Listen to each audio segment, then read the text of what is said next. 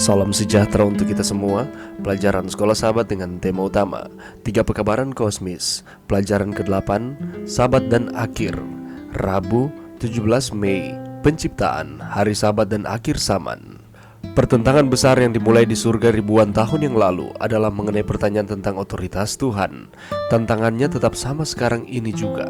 Bacalah Wahyu 14 ayat 7, 9, dan 12. Pasal-pasal ini memperjelas bahwa masalah utama dalam konflik di akhir zaman antara yang baik dan yang jahat, Kristus dan iblis, adalah penyembahan. Apakah kita menyembah sang pencipta atau binatang? Dan karena penciptaan membentuk dasar dari semua kepercayaan kita, atau bagaimanapun juga, apakah yang kita percayai yang masuk akal selain Allah sebagai pencipta kita? Sabat hari ke-7 tertanam dalam kisah penciptaan kejadian itu sendiri, berdiri sebagai tanda yang kekal dan abadi dari penciptaan itu. Itu adalah simbol paling dasar dari ajaran yang paling dasar. Satu-satunya hal yang lebih mendasar untuk itu adalah Tuhan sendiri. Oleh karena itu, merebut sabat hari ke-7 berarti merebut otoritas Tuhan pada tingkat yang paling utama, yaitu otoritas Dia sebagai pencipta. Hal ini untuk mendapatkan segalanya dan mencabutnya pada inti. Juga sesungguhnya berusaha untuk mengambil tempat Allah sendiri. Tentu saja, masalah sebenarnya di akhir zaman adalah kasih dan kesetiaan kita kepada Yesus. Tetapi menurut kitab suci, kasih ini diekspresikan dalam ketaatan pada perintah-perintah. Dan sabat itu sendirilah di antara perintah-perintah yang berada di belakang segalanya, karena sabat itu sendiri yang menunjuk Allah sebagai pencipta. Tidak heran itu akan menjadi simbol luar dari perpecahan terakhir antara mereka yang menyembah Tuhan dan mereka yang menyembah binatang itu.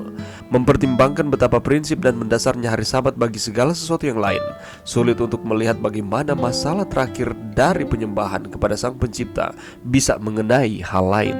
Banyak orang berpendapat bahwa tidak ada bedanya hari apa yang kita rayakan sebagai hari sabat selama kita memeliharanya. Bagaimanakah kita menjawab argumen itu dengan kitab suci? Pelajaran yang bisa kita dapatkan pada saat ini: penciptaan mungkin sangat baik tetapi belum lengkap. Penciptaan diakhiri dengan istirahat Tuhan dan berkat khusus dari hari ke-7, yakni sabat. Lalu Allah memberkati hari ke-7 itu dan menguduskannya, karena pada hari itulah Ia berhenti dari segala pekerjaan penciptaan yang telah dibuatnya itu. Sabat adalah bagian tak terpisahkan dari penciptaan Tuhan. Faktanya, itu adalah puncak penciptaan.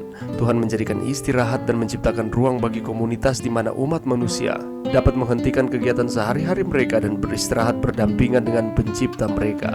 Sayangnya, dosa memasuki dunia ini dan mengubah segalanya.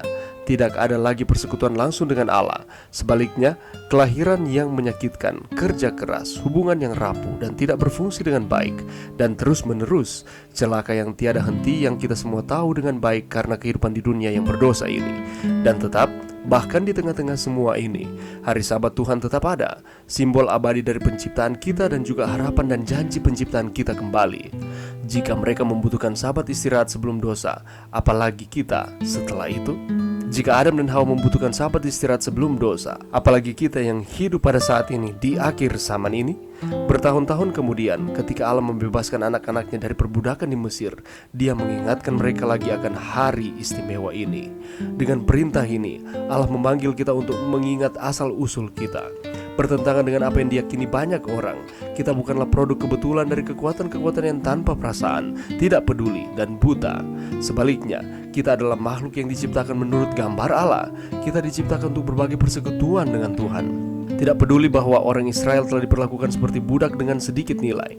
Setiap hari sabat dengan cara khusus mereka dipanggil untuk mengingat siapa mereka sebenarnya, makhluk yang diciptakan menurut gambar Allah sendiri. Karena sabat itu menjadi peringatan akan penciptaan, itu adalah tanda dari kasih dan kuasa Kristus. Dan jangan pernah kita melupakan bahwa kita dalam pertentangan besar. Dan pertentangan yang besar ini telah dimulaikan di surga ribuan tahun yang lalu. Dan ini mengenai pertanyaan tentang otoritas Tuhan. Dan sampai saat ini masih sementara berlangsung, karena masalah utama dalam konflik di akhir zaman antara yang baik dan yang jahat, yakni Kristus dan iblis, ini adalah mengenai penyembahan. Apakah kita akan menyembah sang pencipta, atau sebaliknya, Allah menjadikan hari ke-7 supaya kita dapat menyembah Dia untuk mengingat kembali penciptaan, kebaikan Tuhan yang telah Dia buat untuk dunia kita ini. Dan apabila ada yang merebut sabat hari ke-7, berarti merebut otoritas Tuhan, oleh karena Dia adalah pencipta. Dan masalah sebenarnya di akhir zaman ini adalah apakah kita mengasihi Tuhan, kita setia kepada Tuhan atau tidak. Apabila kita setia kepada Tuhan, Yohanes 14:15 mengatakan kita akan menuruti akan perintah-perintahnya. Dan salah satunya adalah perintah yang keempat. Oleh karena itu, mari kita mengasihi Tuhan di dalam kehidupan kita. Karena Dia telah melakukan segala sesuatu untuk kita. Dia menciptakan kita, Dia menebus kita, dan Dia memberikan tawaran keselamatan kepada kita. Mari kita memilih untuk menyembah Tuhan, Allah yang benar di dalam kehidupan kita di hari yang telah Dia berikan kepada kita. Mari berdoa. Terima kasih Tuhan atas firman-Mu pada saat ini. Bantu kami Tuhan untuk terus mengingat bahwa Engkaulah pencipta, Engkaulah yang menebus kami, dan Engkau menyediakan keselamatan kepada kami. Bantu kami untuk kami dapat menyembah Tuhan di hari yang telah Engkau sediakan. Ini doa kami Tuhan di dalam nama Yesus. Amin.